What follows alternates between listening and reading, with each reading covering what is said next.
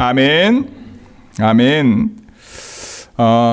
오늘도 찾을 때 만나주시고 동행하시는 하나님을 경험하는 저와 여러분 모두가 되기를 주님의 이름으로 축복합니다. 아멘. 우리 서로 격려하며 인사할까요? 이렇게 인사합시다. 오늘은 하나님을 찾고 만나고 동행합시다.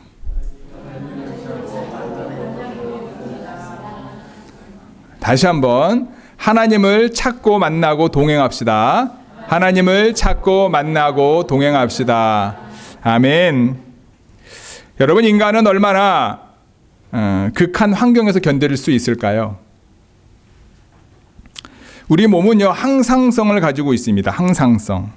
항상성은 우리 몸이 신경계나 호르몬계 등을 총동원해서 살 수 있도록 생존을 위해서 최적의 상태를 유지하려고 하는 상태를 말합니다.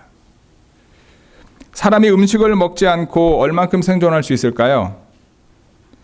체지방의 양에 따라 다르겠지만 어른이라면 보통 체중의 50% 정도 감소할 때까지 짧게는 몇 주에서 몇 달 동안 살 수 있다고 합니다. 사람이 혈당이 부족하면 간이나 근육에서 저장해둔 글루코겐을 꺼내 혈당을 높이고요.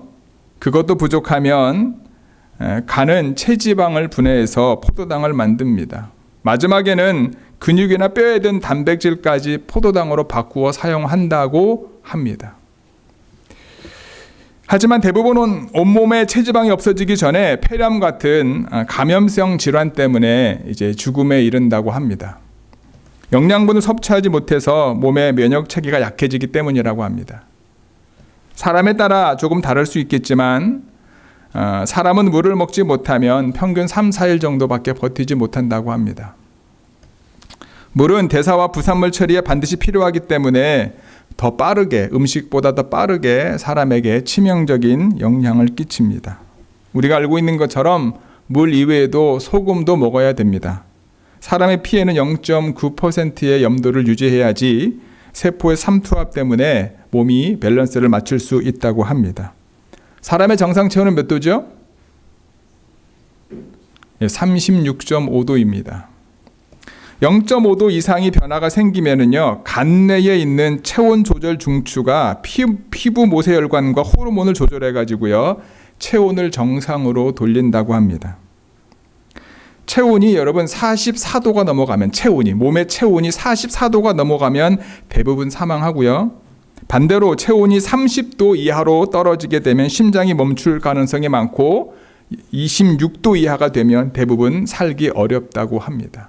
이 모든 것들을 사람이 살기 위해 조절하는 게 항상성인 거죠. 여러분, 기압이 높은 데 가보셨나요? 여기서 기압이 높은 데가 어디쯤 될까요? 타오 정도 되긴 하겠네요. 하와이에 있을 때는 제가 하와이 사역할 때 마우나 로아나 마우나 케아 같은 데는요, 지금도 활화산이 있는 지역이고 천문대가 있습니다. 그곳에 가려면 산장에서 1시간 정도 있다가 올라가야 됩니다. 왜 그렇죠? 고산지대이기 때문에 몸이 밸런스를 맞춰야 되고, 혹시라도 올라가다가 이제 머리가 아프거나 몸에 이상이 있으면 더 이상 올라가지 말고 내려오라고 합니다. 그만큼 고도에 따라서도 우리의 몸이 반응을 하는 거죠. 그런데 아무리 높은 곳으로 가더라도 일반 신체가 견딜 수 없는 높이가 언제냐면 8,000m, 거기서까지가 인간이 살 수 있는 최고의 높이입니다. 여기서 완전히 적응하려면 6주에서 한 10주 걸린다고 얘기를 해요. 근데 8,000m가 넘어가면 어떠한 보조장치의 도움 없이는 사람이 살 수가 없다라고 하는 거죠. 이처럼 생물학적 인간이 이 땅에서 생존하기 위해서 조건들이 많이 필요합니다. 그 조건에 따라서 몸이 적응하면서 지역이나 상황이나 생활 환경 조건에 맞추어 살아가는 것이 인간입니다. 상황과 환경이 바뀌면 시간이 걸리기는 하지만은요, 참 재미있는 게 인간은 바뀐 상황에 또 적응을 합니다. 서두에서 말했듯이 인간의 적응하고 생존을 버틸 수 있는 환경, 하지만 모두가 다 그 환경에 적응할 수 있는 것도 아니고요, 사람이 적응할 수 없는 환경의 한계가 분명히 있다는 거죠. 그 한계를 벗어나게 되면 죽게 되거나 일반적인 삶을 살 수 없게 되는 거죠. 그래서 여러분, 인간이 이 땅에서 생존하기 위해서 환경에 적응하는 것은 당연하다라는 거예요. 정도의 차이는 있지만 대부분의 인간은 자연환경뿐만 아니라 가정환경도 그렇고요. 그 다음에 직장환경도 그렇고요. 그리고 사회환경에도 인간은 적응합니다. 여기서 미국에 태어나신 분들은 잘 모르시겠지만 한국에서 예를 들면은 중학교, 고등학교도 아니라 어른이 돼서 오신 분들 같은 경우에는 얼마나 미국 생활에 적응하는 게 어려웠습니까? 솔직히 저도 이제 50인데 아직까지 한국에서 산 시간이 더 많아서 미국에 살면서 적응한 것 같지만 문득 안 맞는 게 발생될 때가 많더라고요. 그러다가 또 한국에 가면 또 한국도 이상해지게 되고 이도 저도 아닌 상황을 경험하게 될 때가 많습니다. 그러니까 이게 사람이 적응 동물이기 때문에 여러분 주변 환경이 그만큼 중요한 거예요. 주변 환경에 따라 사람이 변할 수 있기 때문입니다. 우리가 이 땅에 생존하면서 이 땅에서의 삶이 전부라고 생각한다면 주변 환경의 변화에만 관심을 가지면 됩니다. 그래서 세상에서 인정받는 삶을 살면 돼요. 사회가 요구하는 것을 그런 삶을 살면서 세상에 적응하는 것이 최고로 성공하는 삶을 사는 겁니다. 하지만 우리가 알고 있는 것처럼 저와 여러분들에게는 무엇이 있습니까? 믿음이 있습니다. 비록 우리가 이 땅에 살고 있지만 이 땅에서의 삶의 끝이 아님을 우리는 믿습니다. 이 땅에서의 삶은 잠깐이며 영원한 세계가 우리에게 주어질 것임을 우리는 믿습니다. 그리고 믿는 자들에게 주시는 영원한 하나님의 나라를 소망하며 사는 것이 우리 믿는 자들의 삶입니다. 우리에게 영원한 세계, 즉 영원한 하나님의 나라를 주실 분이 창조주 하나님이심을 우리는 믿고 살아간다라는 거예요. 하나님을 믿는 모든 자들을 하나님의 백성들이라고 말하죠. 비록 하나님의 백성인 우리가 이 땅에 살고 있지만 이 세상에 적응하려고 노력해서는 안 된다라는 말을 하고 싶은 겁니다. 우리는 이 땅에서 잠깐 있는 동안 하나님의 백성으로 살아야 합니다.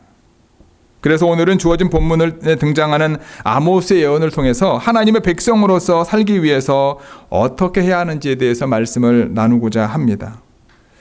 웬만하면 이 아모스라든가 소선지서 중에 자기가 원하는 본문을 갖고 저희 설교를 하는 경우가 많은데 저희가 창세기부터 연대순으로 읽다 보니까 열왕기 상하에 활동했던 선지자들의 말씀을 갖고 지금 말씀을 보고 있어요. 그래서 오늘 본문 말씀은 이제 아모스를 통해서 하나님의 백성으로 비록 이 땅에 살고 있지만 하나님의 백성으로 어떤 삶을 살아가야 될지에 대해서 아모스서를 중심으로 함께 나누고자 합니다.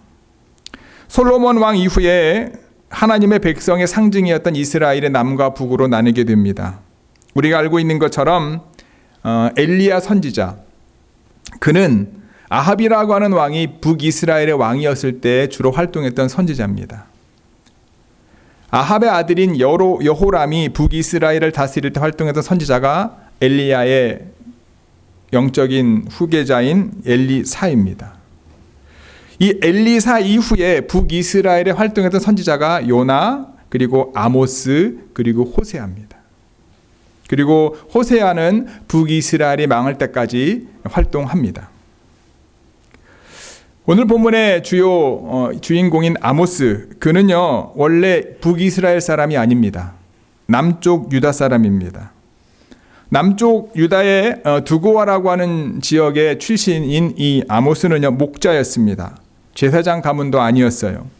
선지자교에서 배웠던 선지자 생도도 아니었습니다. 평범하게 시골에서 양을 치며 뽕나무를 가꾸었던 농부가 바로 아모스였습니다. 하지만 그가 하나님의 부름을 받고 남유다 출신임에도 불구하고 하나님이 보낸 곳에 가서 북이스라엘에서 하나님의 말씀을, 하나님의 사명을 감당했던 인물이 바로 아모스입니다. 하나님의 백성으로 살기 위해 이 아모스가 선포한 것이 무엇일까? 첫 번째는요, 하나님의 백성이 살아나기 위해서 첫 번째는요, 함께 읽겠습니다. 시작. 하나님의 말씀을 들어야 합니다. 우리 1, 2, 3절 같이 읽습니다. 시작. 이스라엘 족속아, 내가 너희에게 대하여 애가로 지은 이 말을 들으라. 처녀 이스라엘이 엎드려졌으며 다시 일어나지 못하리로다. 자기 땅에 던지움이며 일으킬 자 없으리로다. 주 여호와께서 이와 같이 말씀하시되 이스라엘 중에서 1000명이 행군에 나가던 성읍에는 100명만 남고 100명이 행군에 나가던 성읍에는 10명만 남으리라 하셨느니라. 아멘. 아모스는 1절에서 뭐라고 이야기합니까? 애가로 지은 이 말을 들으라고 합니다. 애가라고 하는 말은 사람이 죽었을 때 이를 슬퍼하며 부르는 노래를 애가라고 합니다. 아모스가 슬퍼 탄식하는 것은요, 지금 이스라엘이 엎드러졌는데 스스로 일어날 힘이 없다라는 거예요. 일으켜줄 사람도 없다라는 거예요. 지금 아모스가 바라보는 이스라엘의 상황은 죽을 지경에 이르렀다라고 말하면서 애가를 부르면서 이 말을 들으라고 지금 이스라엘 백성들에게 말하고 있는 겁니다.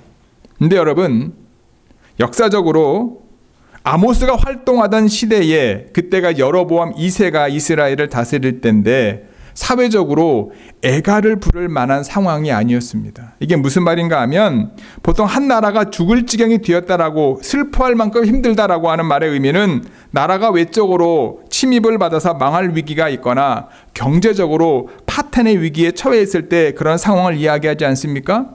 그런데 이 당시에 이스라엘은요, 북이스라엘은 정반대의 상황이었습니다. 이스라엘은 여로보암 2세 때 아주 부했습니다. 강력한 힘을 가지고 있었습니다. 외부에 적들도 없었습니다. 내부적으로도 되게 부강한 삶을 누릴 수 있었습니다.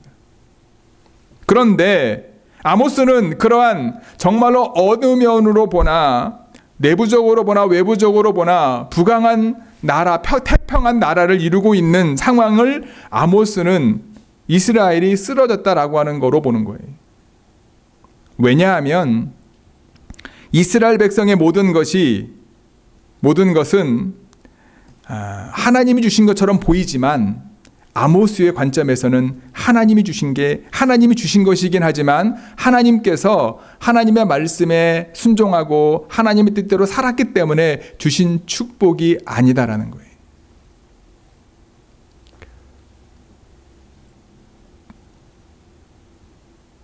북이스라엘이 세상적으로는 부하고 강해졌지만 하나님을 잃어버리고 영적으로는 죽음의 상태에 이르렀다라고 아모스는 얘기하고 있는 거예요.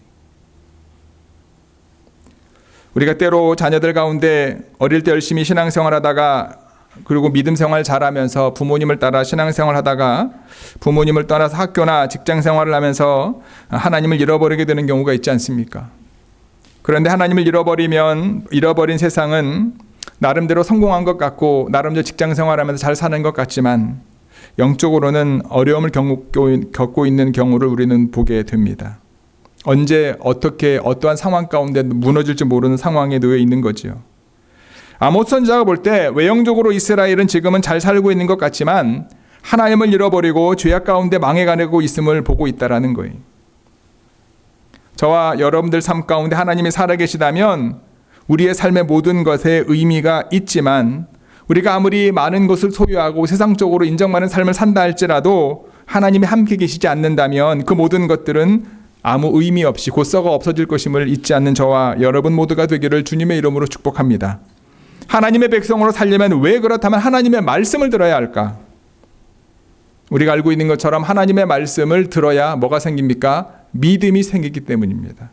로마서 10장 13절부터 17절까지 말씀 한번 읽어볼까요? 시작. 누구든지 주의 이름을 부르는 자는 구원을 받으리라. 그런즉 그들이 믿지 아니하는 일을 어찌 부르리요? 듣지도 못하는 일을 어찌 믿으리요? 전파하는 자가 없이 어찌 들으리요? 보내심을 받지 아니하였으면 어찌 전파하리요? 기록된 바 아름답도다 좋은 소식을 전하는 자들의 발이여 함과 같으니라. 그러나 그들이 다 복음을 순종하지 아니하였도다.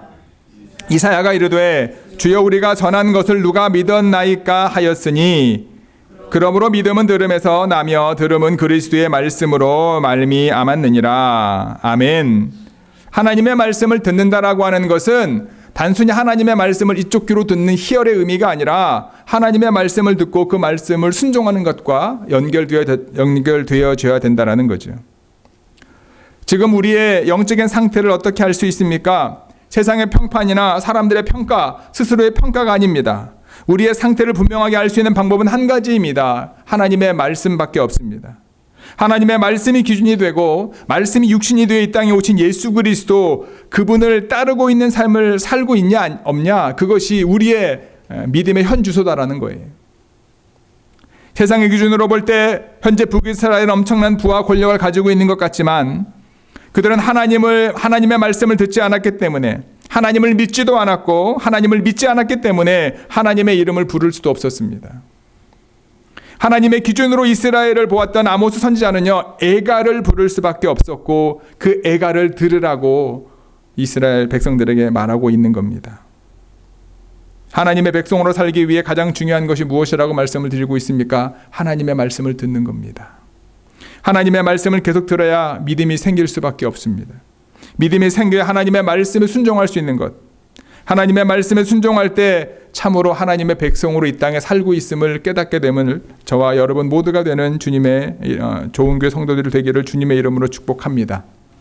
비록 우리가 이 땅에 발을 붙이고 살고 있지만 세상의 기준과 관점 그리고 그들의 평가에 직면하면서 살고 있지만 하나님의 백성임을 믿는 여러분들은 하나님의 말씀을 즐겨 듣고 또한 하나님의 말씀을 믿고 그 말씀에 순종함으로 승리하는 저와 여러분 모두가 되기를 주님의 이름으로 다시 한번 축복합니다. 아멘. 하나님의 백성으로 살려면 두 번째 같이 읽어볼까요? 시작. 하나님을 찾아야 합니다. 아멘. 우리 4절에서 6절 말씀을 메시지 성경으로 좀 쉽게 풀이된 성경으로 읽도록 합니다. 시작. 나를 찾아라. 그래서 살아라. 베델의 신당 주위를 기웃거리지 말고 길갈에 가보겠다고 시간 낭비하지 마라. 공연히 브엘세바로 내려갈 것도 없다. 길갈은 오늘 있다가 내일이면 사라지고 말 것이며 베델은 빈 껍데기에 불과하다. 그러니 하나님을 찾아라. 그래서 살아라. 너희는 잿더미와 폐허뿐인 채 너희 생을 마감하고 싶지는 않을 것이다. 하나님께서 불을 내리시면 그 불을 끌 수 있는 자는 아무도 없기 때문이다. 아멘. 아모스 선지자는 하나님을 찾아야 살 수 있다라고 강하게 선포하고 있습니다. 히브리서 11장 6절은 이렇게 말하죠. 하나님께 나아가는 자는 반드시 그가 계신 것과 그가 자기를 찾는 자들에게 상 주시는 이심을 믿어야 할지니라. 하나님을 믿을 때 가져야 될 두 가지가 있는데 그것은 하나님이 살아계신 것, 그리고 또 하나는 하나님이 자기를 찾는 자들에게 상 주시는 것. 성경에 나오는 위대한 믿음의 인물들의 특징은 무엇입니까? 늘 하나님을 찾았습니다. 어떠한 상황 가운데서 하나님을 찾았습니다. 그리고 하나님께서는 그들에게 하나님 자신이 그들의 상급임을 분명하게 알게 하셨고 경험하게 하셨다라는 거예요. 하나님은 그들의 믿음대로 그들에게 필요한 것을 공급하심으로 상을 주신 거죠. 하나님께서 이스라엘 백성을 보실 때 안타까웠던 것이 바로 그겁니다.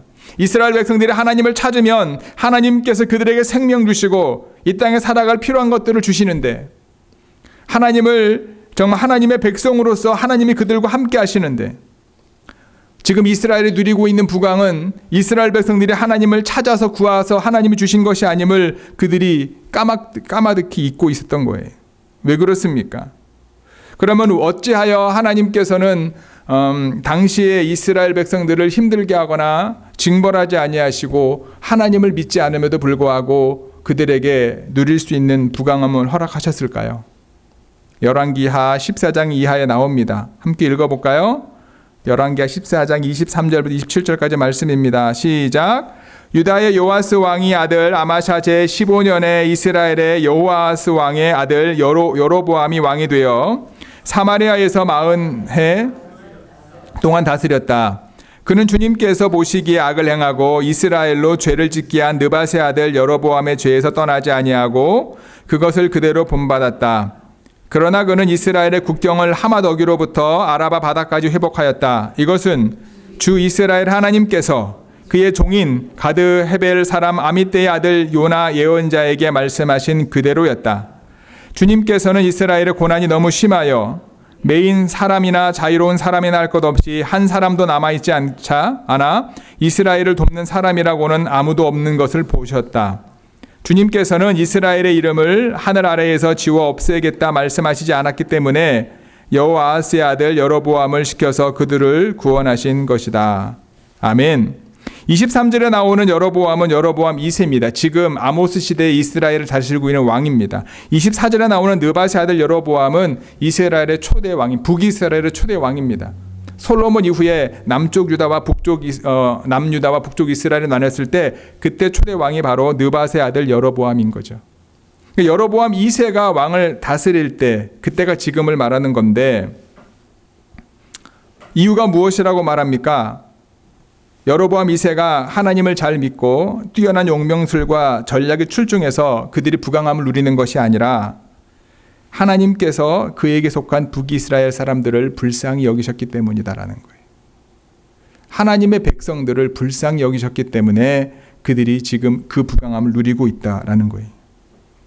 당시 이스라엘은 자유로운 사람이나 노예할 것 없이 아람인의 종과 같은 신세였지만 하나님의 풍성한 국률 때문에 송아지 숭배를 계속하고 있었던 왕의 통치임에도 불구하고 그들에게 하나님의 구원의 은혜가 베풀어졌다라고 말하고 있는 겁니다.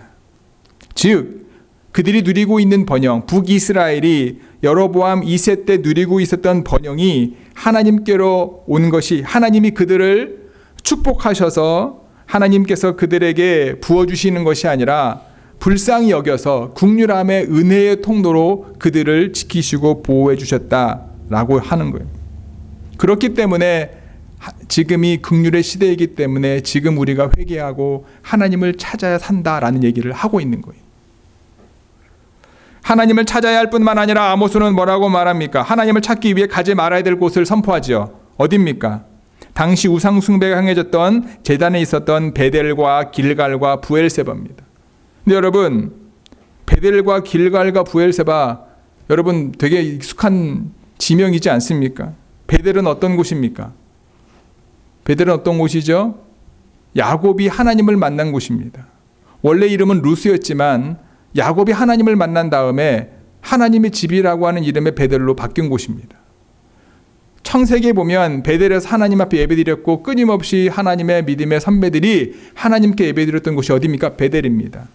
여러분, 길갈은 어떤 곳입니까? 어떤 곳이죠?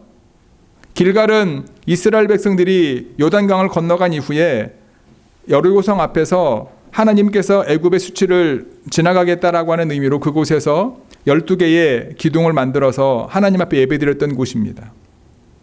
이스라엘 백성들에게 있어서 길갈이라고 하는 것은 하나님이 애굽으로부터 그들을 구원하셔서 이곳까지 인도하셨다라고 하는 믿음의 경험의 장소였다라는 거예요.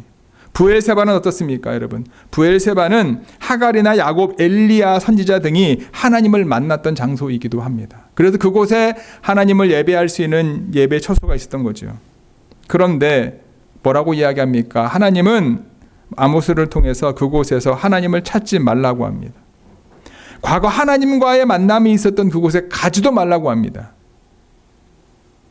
하나님은 그곳에서 이스라엘 백성들과 믿음의 선배들을 만나 주셨는데 더 이상 그곳에서 하나님을 찾지 말라는 거예요. 왜 그렇습니까? 왜 그렇게 아모스를 통해 말하고 있습니까? 그곳은 더 이상 하나님을 찾고자 하는 사람이 모이는 곳이 아니라 자신의 세상의 욕망을 채우기 위해 만들어 놓은 우상을 섬기는 장소로 변했기 때문입니다.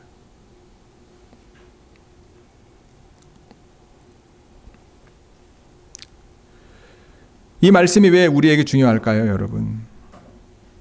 우리가 늘 이 말씀을 통해 스스로를 경종해야 됩니다.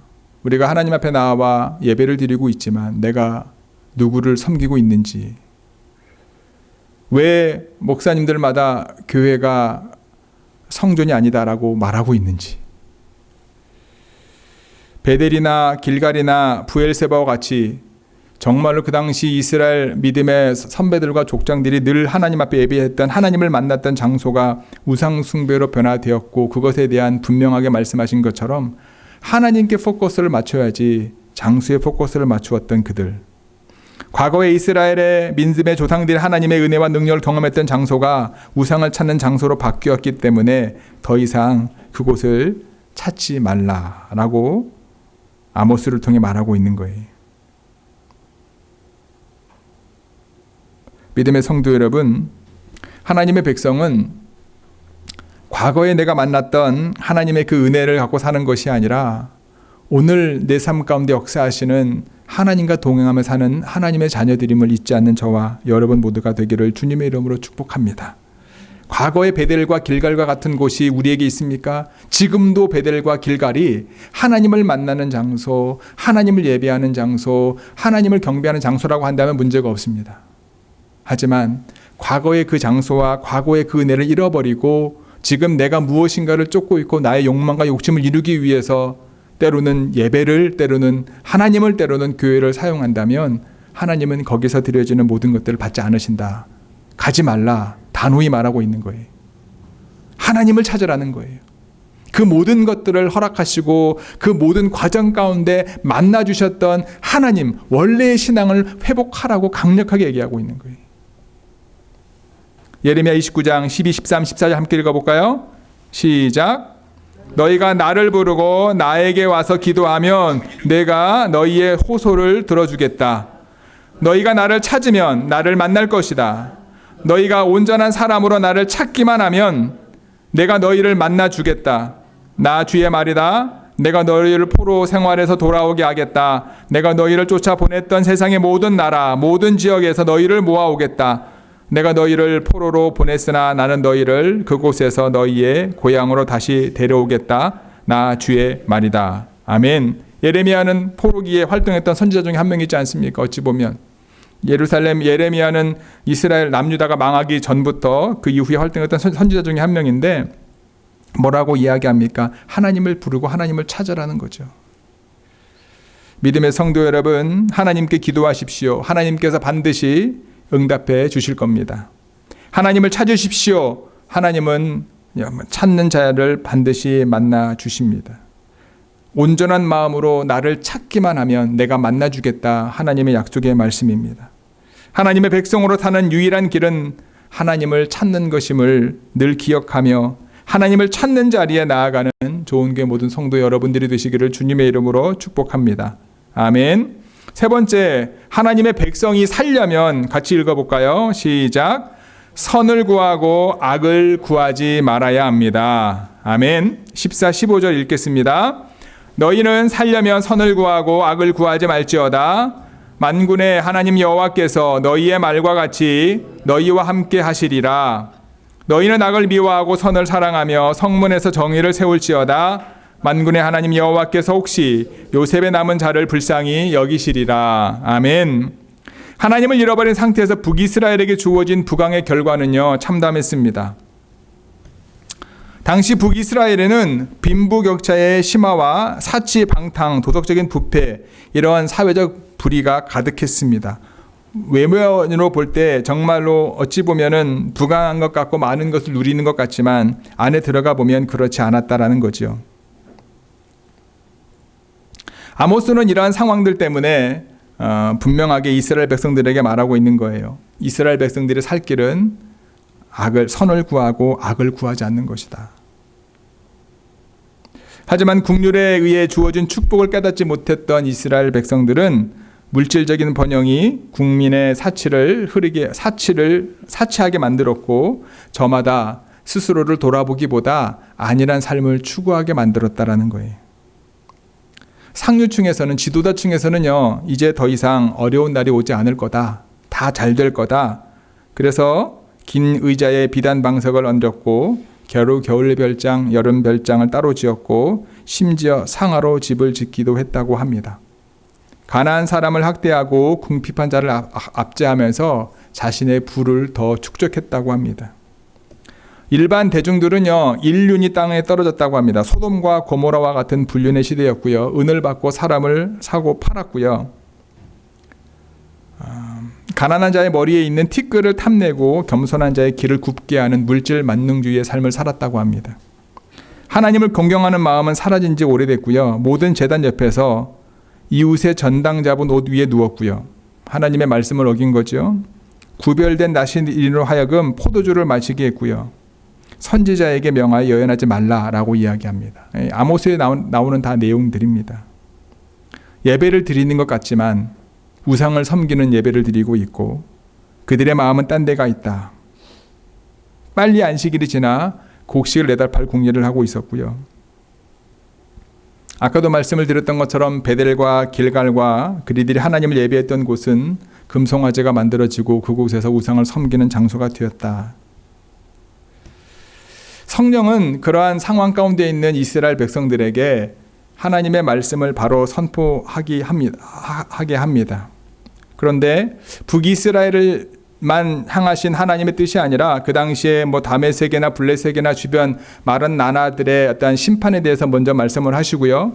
그리고 이제 남유다에도 하나님의 심판이 임할 거라고 말씀하고 난 다음에 마지막에 이 북이스라엘에게 하나님의 심판의 메시지를 전하고 있습니다. 우리가 알고 있는 것처럼 그 심판의 메시지를 이스라엘 백성들이 들었을까요? 안 들었을까요? 결국 듣지 않게 되죠. 불과 한 세대 후에 아수르에게 멸망당하고 모든 이스라엘 백성들은 포로로 끌려가게 됩니다. 심지어 남아있는 북이스라엘 백성들은 다른 나라와 혼혈로 섞이게 되고 말고 나중에 이제 포로기 이후에 이스라엘이 회복된 다음에 사마리아 성과 북이스라엘 사람들은 거의 유대인들, 이방인들보다 더 개처럼 취급받는 상황에 놓이게 됩니다. 여러분, 우리가 살고 있는 이 시대, 아마 아모스의 선지자가 활동하고 있는 북이스라엘 상황과 결코 다르지 않다라고 생각합니다. 이때에 하나님께서 이제 하나님의 사람들을 찾고 계시는 거죠. 아까도 말씀을 드렸던 것처럼 아모스는 두메 산골 출신의 제대로 교육을 받지 못한 사람이었을 겁니다. 어떤 가문이었는지 명확하게 나와 있지도 않습니다. 농사꾼이었고 그리고 목자였습니다. 태평성대를 누리고 있는 이스라엘에게 있어서 이와 같은 이의 선포는 아무런 영향가가 없었을 겁니다. 효과가 없었을 겁니다.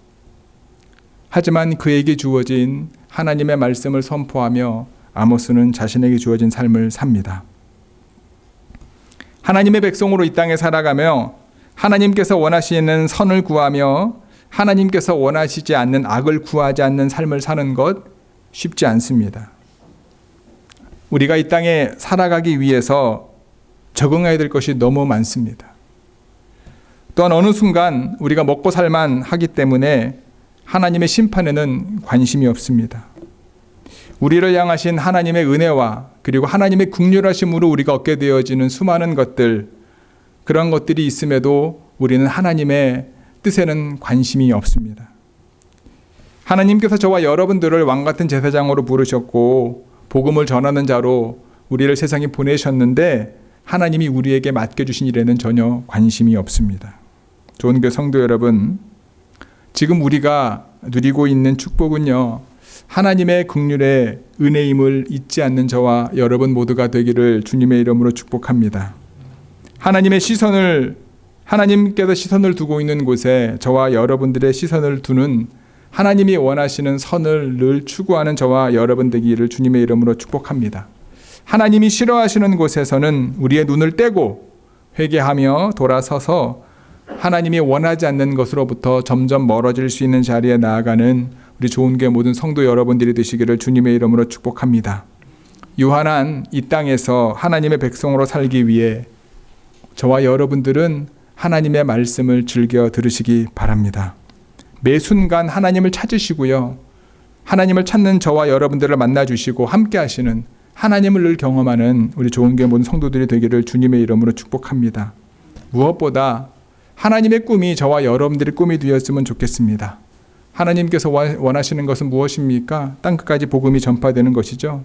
복음이 땅끝까지 전파되는 그 일에, 선한 일에 쓰임받는 우리 좋은 교회 모든 성도 여러분들과 우리 하나님의 교회가 되기를 주님의 이름으로 축복하고 기도합니다. 아멘. 기도하시겠습니다.